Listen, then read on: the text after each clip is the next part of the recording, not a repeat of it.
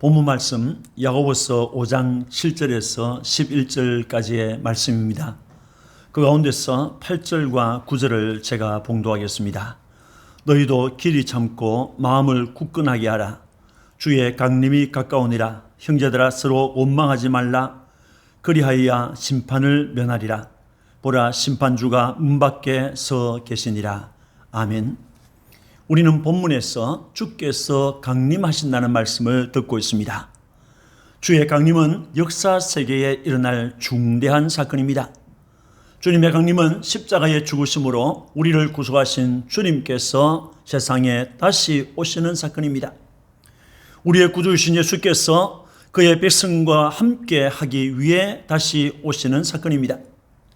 자기 백성에게 그의 나라를 상속하기 위하여 출현하시는 사건이 주의 강림입니다. 그리스도의 강림은 심판주이신 예수 그리스도께서 믿지 않는 자들과 악한 자들을 심판하기 위하여 자신을 나타내시는 사건인 것입니다. 주의 강림은 영적이며 특별한 사건입니다. 주의 강림은 성경의 예언을 성취하는 사건입니다. 주님의 두 번째 오시는 강림은 순식간에 이루어질 사건입니다. 주의 강림은 주님께서 영광의 주로 오실 사건입니다. 주의 강림은 불신자들에게는 심판으로, 신자들에게는 영광과 상급으로 갚아주기 위하여 오시는 사건입니다. 주의 강림은 언제 있습니까? 주님이 세상에 다시 오시는 그때, 그 날과 그 시는 하나님만이 아신다고 하셨습니다.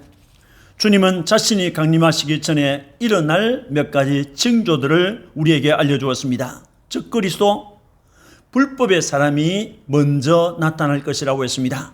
전쟁과 기근과 지진과 같은 큰 재난이 세계 곳곳에서 일어날 것입니다. 큰 배도와 큰 환란이 일어날 것입니다.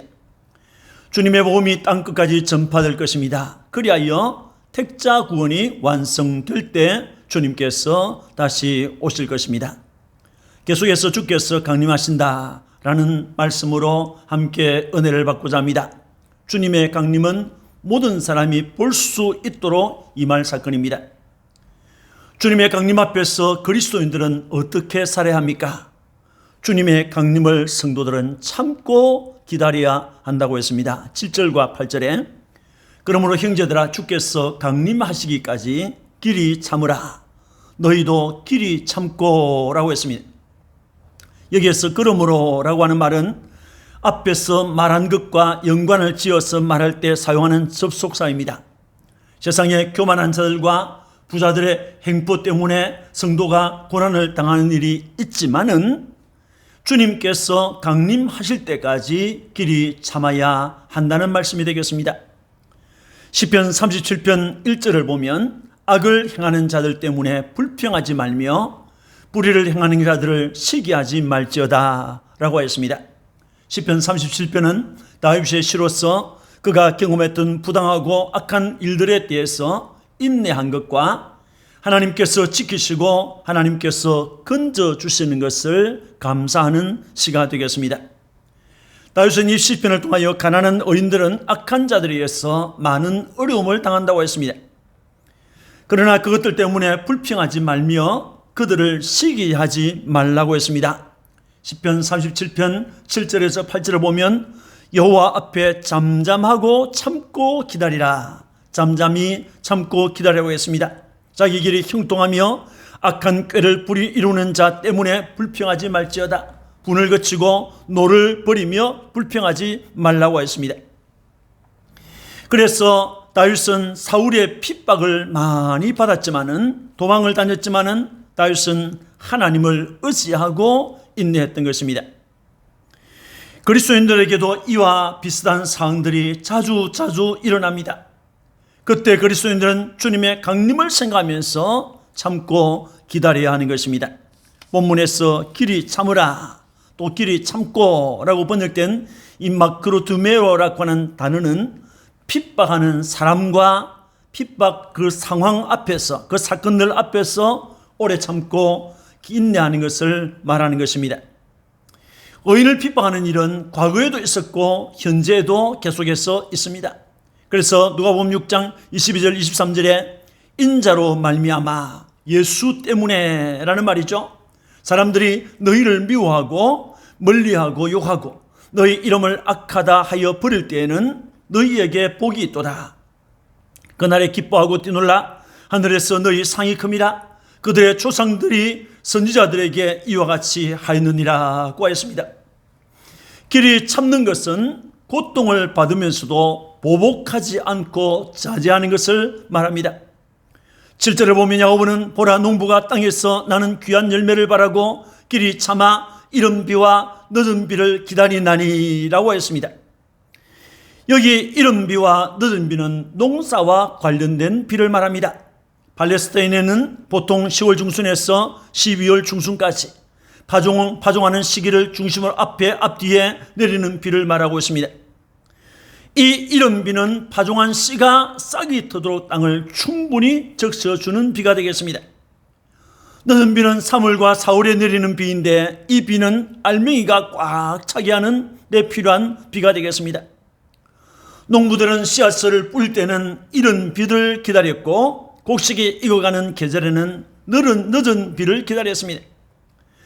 이 이른 비와 늦은 비를 주시는 분은 하나님이시라고 했습니다. 신명기 11장 14절에 여호와께서 너희의 땅에 이른 비 늦은 비를 적당한 때에 내리시리니 너희가 곡식과 포도주와 기름을 얻을 것이요 라고 했습니다. 그런데 오늘 이 본문에서 말하고자 하는 것은 무엇입니까? 오래 참으라고 하는 것입니다. 씨를 뿌린 후에 추수 때까지 많은 시간이 소요됩니다. 조급하게 군다고 수확이 앞당겨지지 않기 때문에 씨앗을 뿌린 농부는 그 사이에 곡식이 잘 되도록 거름도 주고 잡초도 제거하고 김도 메고 벌레를 잡아두는 등의 땀을 흘리면서 수고를 하게 되는 것입니다.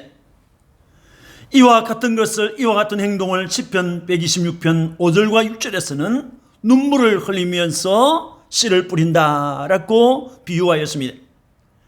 땅에서 나는 귀한 열매를 생각하고 귀중하게 생각하고 기다리는 농부들처럼 성도들은 하늘로부터 오는 구속 완성을 길이 참고 기다려야 하는 것입니다.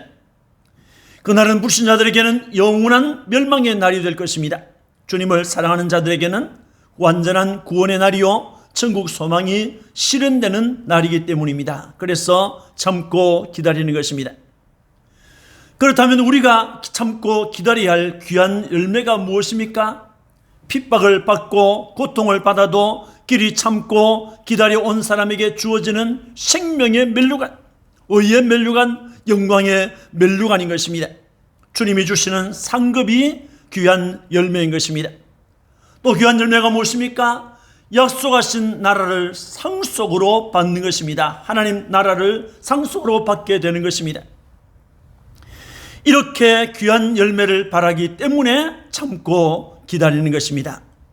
주님의 재림을 기다리고 있는 것은, 참고 기다리는 것은 절대로 시간 낭비가 아닌 것입니다. 여러분, 우리가 참고 기다릴 때 확고한 믿음으로 참고 기다리라고 했습니다. 8절에 마음을 굳건하게 하라, 주의 강림이 가까우니라고 했습니다.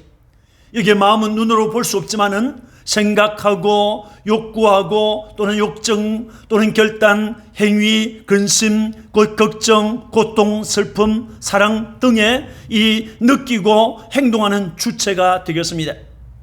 하나님은 우리의 마음을 살피십니다. 예수 그리스도의 얼굴에 있는 영광을 아는 빛을 우리 마음에 하나님께서 비춰주십니다. 하나님은 우리 마음을 굳게 하시고 마음에 성령을 주시고 그리스도께서 우리 마음에 거하도록 하십니다. 마음은 하나님을 모시는 보좌입니다. 그래서 이 마음을 굳게 하라고 했습니다. 여기 굳게 하라고 하는 말은 지지하다 또는 고정하다 또는 강하게 하다, 굳건하게 하다라고 하는 의미를 가지고 있습니다.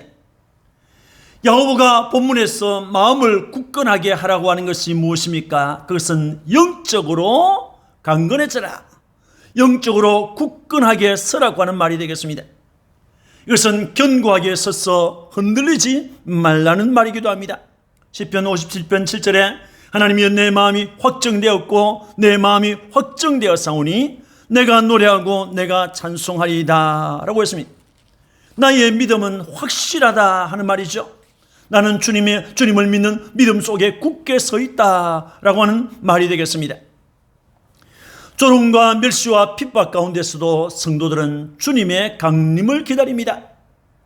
그런데 주님의 강림은 우리가 생각하는 것처럼 빠르게 오질 않습니다. 그래서 우리가 실망할 수도 있습니다.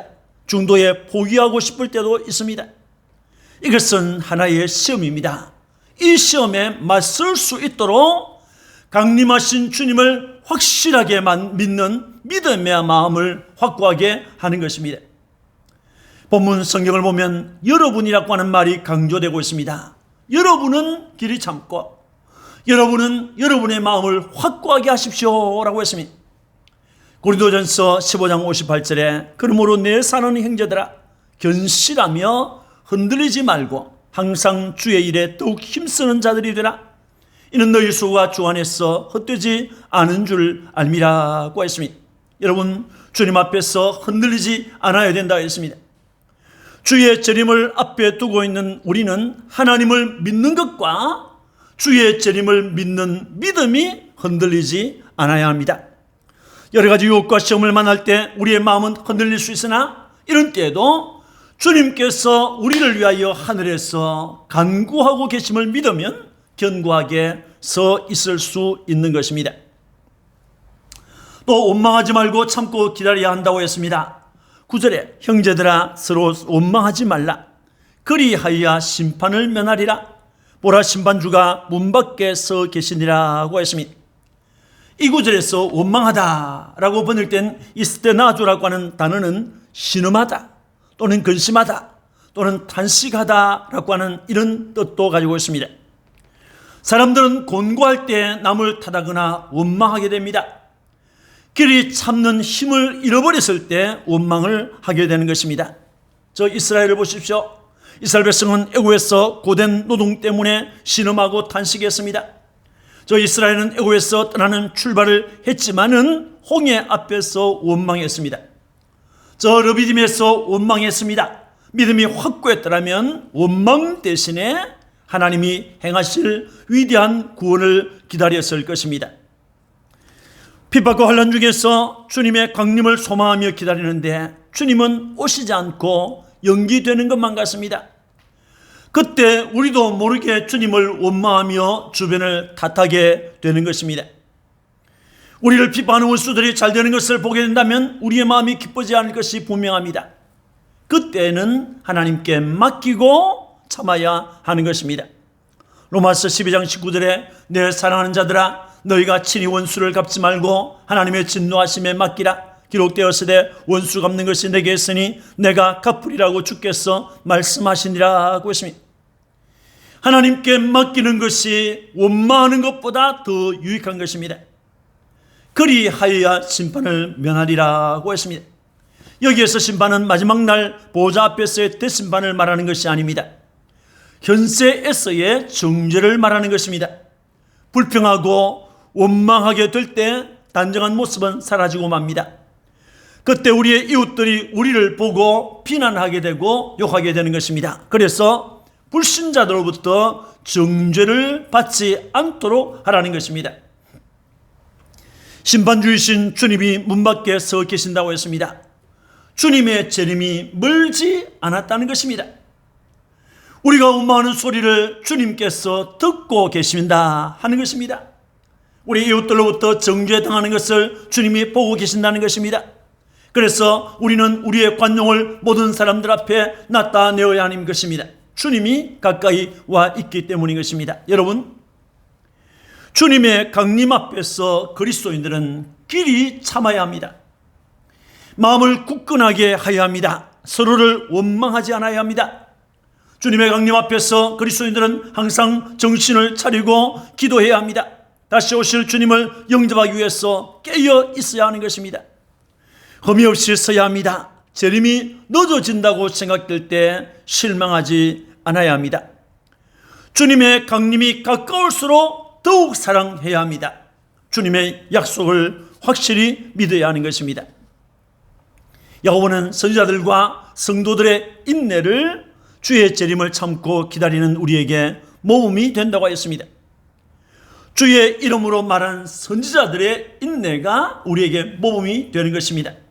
본문 10절에 형제들아 주의 이름으로 말한 선지자들을 고난과 오래 참음의 본으로 삼으라고 하였습니다. 선지자들은 하나님의 말씀과 관계하는 자들입니다. 그들은 항상 하나님의 말씀을 신중하게 들었고 들은 하나님의 말씀을 백성에게 신실하게 전달하였습니다.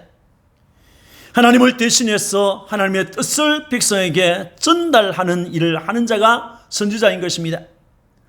그들은 백성의 잘못을 지적하였고 죄에 대해서 심판을 선언하였고 하나님께로 돌아올 것을 호소하였습니다. 그런데 악한 자들은 선지자들이 전해주는 하나님의 말씀을 외면하고 듣지 않았습니다. 하나님의 말씀을 무시하였고 자기 생각대로 행동하였습니다. 이런 사람을 성경은 악인이다 또는 죄인이다 또는 오만한 자라고 했습니다. 그들은 죄악을 지적하는 선지자들을 미워하고 원수처럼 대하고 핍박했던 것입니다. 하나님의 말씀을 바르게 선포하는 이 선지자들은 항상 핍박이 따랐습니다. 아왕 때의 엘리야 선지자는 하나님께서 명령하시는 말씀을 백성과 아합에게 전달했습니다. 또 하나님의 명령을 따라서 아합에게 가서 그의 죄를 지적하였습니다. 그랬을 때 아합과 이세벨은 권력을 가지고 그를 죽이려고 했던 것입니다. 미가야라고 하는 선지자가 있었습니다. 그는 하나님이 전해주는 하나님이 들려주시는 말씀을 전하다가 왕과 사람들에게 미움을 받을 뿐 아니라 뺨을 맞고 옥에 갇혔습니다. 예레미야 선지자는 범죄하고도 회개하지 않는 그 백성을 보며 눈물을 흘리면서 회개할 것을 외쳤습니다. 예레미야가 2장 11절을 보면 내 눈이 눈물에 상하며 내 창자가 끊어지며 내 간이 땅에 쏟아졌으니 이는 딸 내 백성이 패망하여 어린 자녀와 젖 먹는 아이들이 성읍거리에서 기절함이로다 라고 했습니다. 여러분, 예레미야는 눈이 눈물에 상한다고 했습니다. 창자가 끊어질 정도로 간이 땅에 쏟아질 정도라고 했습니다. 그는 그가 예언했던 하나님의 말씀 때문에 구타를 당하고 옥에 갇혔습니다. 때로는 웅둥이에 던져지기도 했습니다. 이사야 선지자는 하나님의 말씀을 전하다가 톱으로 켜서 죽임을 당하였다고 전해지고 있습니다. 세례 요한은 목베임을 당하였습니다. 스데반은 돌에 맞아 순교했고 야고보는 헤롯의 칼에 의해서 죽임을 당하였습니다. 저들은 이 어려운 상황 속에서도 공의로 심판하실 하나님께서, 공의로 심판하실 주님께서 오실 그날을 기다리면서 그 핍박과 그 고난을 인내했던 것입니다. 이것이 우리에게 모범이 되는 것입니다. 또 욥의 인내가 우리에게 모범이 된다고 했습니다. 본문 11절에 보라 인내하는 자를 우리가 복되다 하나니 너희가 욥의 인내를 들었고 주께서 주신 결말을 보았거니와 주는 항상 자비하시고 긍휼히 여기시는 이시니라고 했습니다. 욥은 동방의 의인이요 부자였습니다. 그러기에 그에게 어느 날 고난이 찾아왔습니다. 한꺼번에 몰려왔습니다. 재물을 빼앗기거나 하늘에서 내린 불의에서 다 타버렸습니다. 집이 무너져서 자녀들이 일시에 모두 죽음을 당했습니다. 몸에는 무서운 질병이 일어나서 사람들은 그를 아직 알아보지 못할 지경에 이르렀습니다. 보다 못한 아내는 욥에게 하나님을 저주하고 죽으라고 말했습니다. 위로하려고 달려왔던 친구들까지 그를 공격했습니다. 그는 극도의 고통에 빠졌습니다.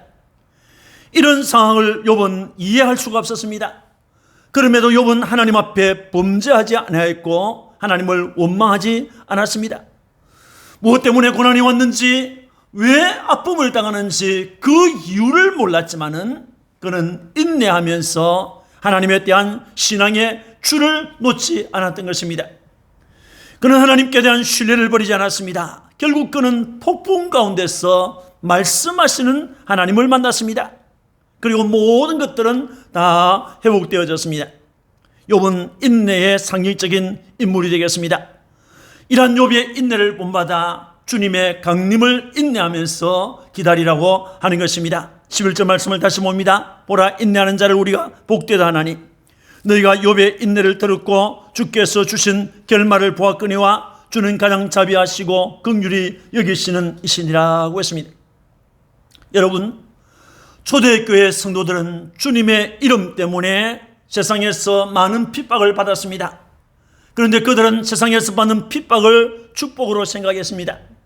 마태복음 5장 11절 12절에 나로 말미암아 너희를 욕하고 박해하고 거짓으로 너희를 거슬려 모든 악한 말을 할 때에는 너희에게 복이 있나니 기뻐하고 즐거워하라. 하늘에서 너희의 상이 큼이라. 너희 전에 있던 선지자들도 이같이 박해하였느니라고 했습니다.